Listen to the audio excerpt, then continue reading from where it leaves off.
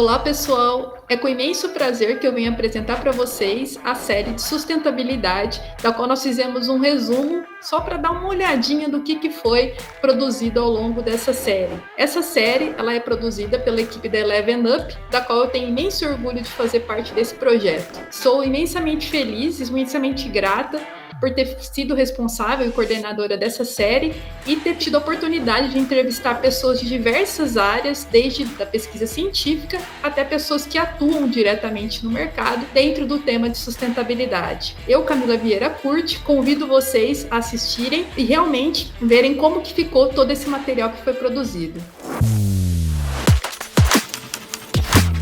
A primeira coisa a se destacar nessa série é que viver da forma sustentável é viver de forma a atender às necessidades do mundo contemporâneo, sem comprometer as necessidades das gerações subsequentes. O desenvolvimento sustentável só é possível com a integração das três dimensões fundamentais: econômica, social e ambiental. Ao falarmos sobre sustentabilidade, pensamos na Agenda 2030, proposta pela ONU, que consiste em um plano de ação global estruturado em 17 Objetivos de Desenvolvimento Sustentável. Nesses objetivos, podemos destacar o combate à pobreza e a garantia de uma vida digna a todos. Eu falo bastante para as pessoas não comprarem mais, para elas reformarem aquilo que elas têm, né?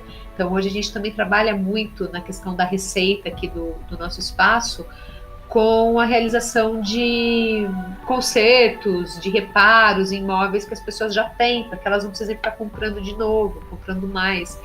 Enfim, é uma outra percepção de necessidade humana e de necessidade de planeta, né? Mas basicamente isso, né? Você começou me perguntando sobre investimento e eu acabei falando de uma outra questão, mas acho que está muito interligado, né? Porque quando a gente fala em investimento é aquilo que de fato traz o retorno. E hoje eu acho que um dos principais retornos que eu recebo é através do investimento em conhecimento. É muito interessante que você falou, toda essa questão, né, da emergência que a gente tem para poder trabalhar com novas estratégias mesmo. A gente sabe, frente a um dos problemas, né, o aquecimento global, a gente tem essas projeções mais ou menos que até 2050, né, a temperatura aumenta de 2 a 4 graus, e realmente se a gente está num período, a gente passou por um período muito grande de exploração, né, eu acho, da humanidade, e a gente está num período agora eu acho que é bem o que você falou, de recuperação, né, de tentar de reuso. Então eu acho que não tem muito mais para onde a gente correr, né, nesse sentido de ter que trabalhar de forma diferente, né? Quando você se alia às pessoas assim, você sente, que você falou, geralmente são pessoas com o mesmo propósito, né? Mas você sente alguma resistência de determinados setores ainda por essa visão, né? Mais voltada para o consumo, que é uma visão que é condicionada, né, na gente, eu acho, na nossa sociedade, né? Hoje a gente já não fala nem mais em ser sustentável, né? A gente acaba falando na necessidade de trabalhar a regeneração do planeta. Então não é mais nem só ser sustentável, é trabalhar para regenerar aquilo que foi feito ao longo de todos esses anos, né? Como você pontuou. Resistência ainda tem, porque o modelo econômico qual a gente está inserido, ele ainda tem como base um capitalismo cruel, assim, né? Já se fala muito no novo capitalismo, numa outra forma de empresas conscientes e tudo mais, mas a gente ainda vê que o volume de propagandas, a necessidade, né, por mais que já tenham várias marcas de roupa que já têm trabalhado esse novo conceito, ou de upcycler, ou de tecidos mais sustentáveis, mas ainda assim a gente tem grandes cadeias econômicas que não estão preocupadas, né? A gente vê ainda hoje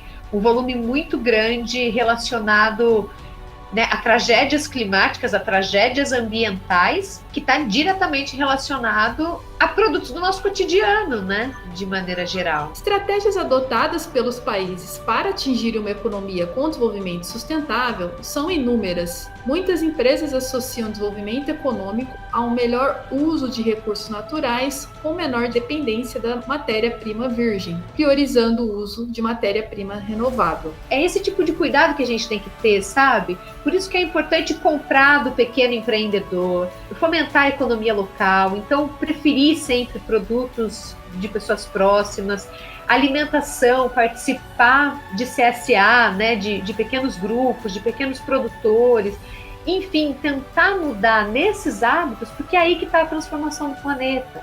Ah, mas sou só eu fazendo isso, mas já é você fazendo isso, né? Já é uma pessoa. Então, eu sempre trago esses discursos porque eu acho que essa frase, para mim, ela é muito importante. De quando você gasta o seu dinheiro, você está financiando o futuro que você quer. Todas as mudanças e transformações que estamos presenciando no período atual, período conhecido como antropoceno, são ações que terão efeitos importantes no funcionamento da biodiversidade futura. Hoje a gente já não fala nem mais em ser sustentável, né? A gente acaba falando na necessidade de trabalhar a regeneração do planeta. Então não é mais nem só ser sustentável, é trabalhar para regenerar aquilo que foi feito ao longo de todos esses anos, né? Como você pontuou. Por isso, é fundamental e de grande importância nossa reflexão sobre as ações do dia a dia. A gente está numa geração agora que é exatamente a geração que vai definir o futuro do planeta, nesse momento.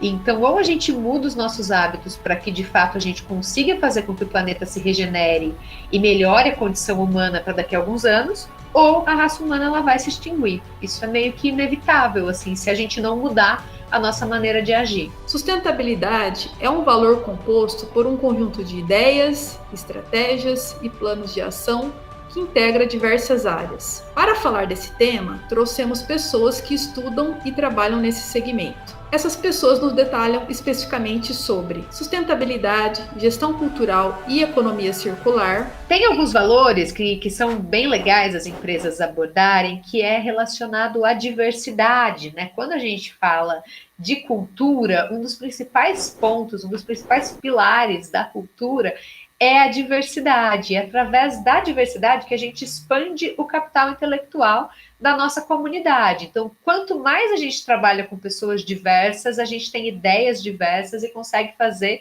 com que os nossos ambientes de trabalho e de vida sejam mais criativos. O que você tem consumido de cultura hoje?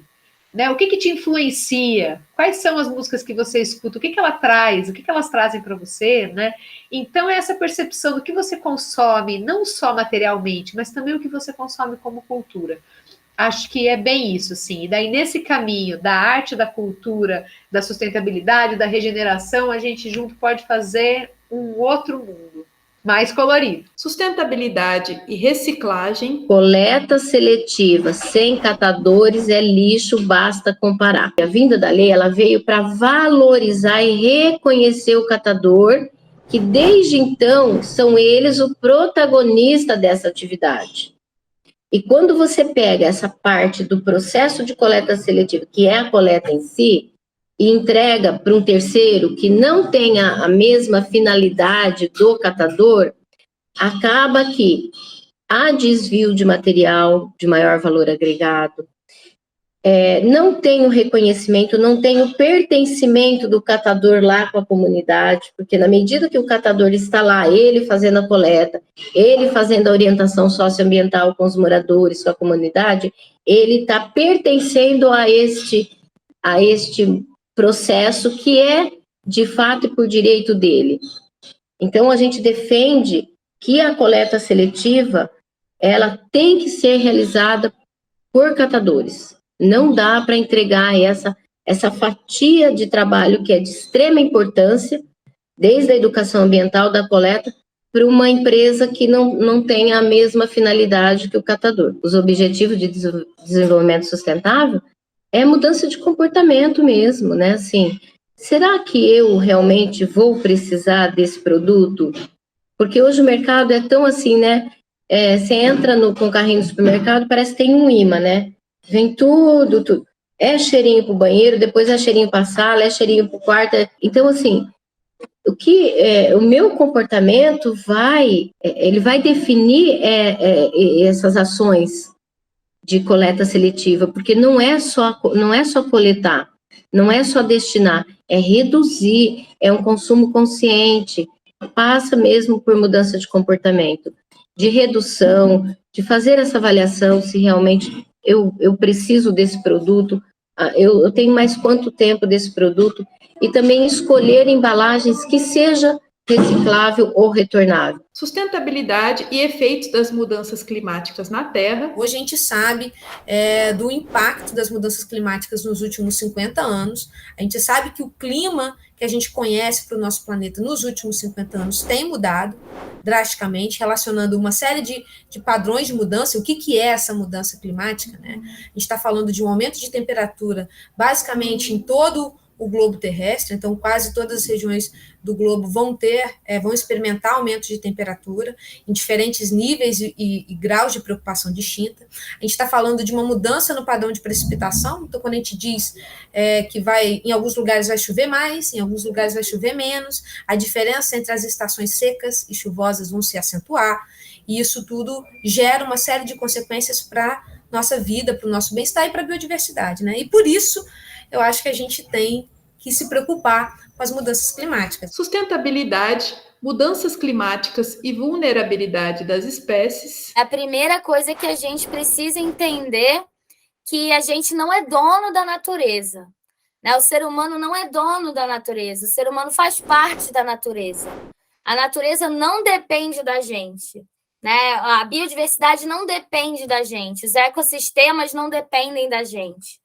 Mas se a gente destrói a natureza, destrói a biodiversidade, destrói os ecossistemas, a gente sai prejudicado, porque a gente depende dos serviços ecossistêmicos, a gente depende da biodiversidade, a gente depende do meio ambiente, da natureza. Então, essa relação que a gente inverteu os papéis, a gente se coloca acima, a gente se coloca como dono, nós não somos dono, nós estamos na base, nós fazemos parte daquilo. Então, destruir o meio ambiente é destruir a nós mesmos, né? E a gente está vendo isso acontecer.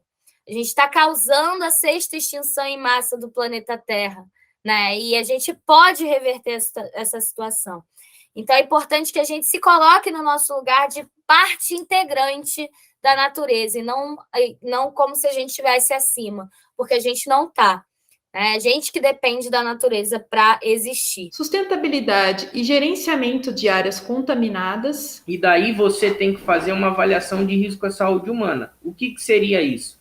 Aquela contaminação que tem na sua área está trazendo risco à saúde humana para os receptores, que seria o próprio trabalhador daquela área, pode estar em risco por conta daquela contaminação. O que está ao redor, os residenciais que está ao redor, a parte residencial, ou é uma área industrial, não tem residencial. E os vizinhos, os trabalhadores fora da fonte de contaminação, está tendo risco? Não está? Outros receptores, corpo d'água, tem rio, córrego ali próximo? Está sendo influenciado por essa contaminação? Sustentabilidade, o risco de fauna em aeroportos e serviços de consultoria. O bicho não tem culpa de estar ali, ele é atraído por uma estrutura que vai fornecer, né, os meios de vida de sobrevivência, o meio de sobrevivência dele, né?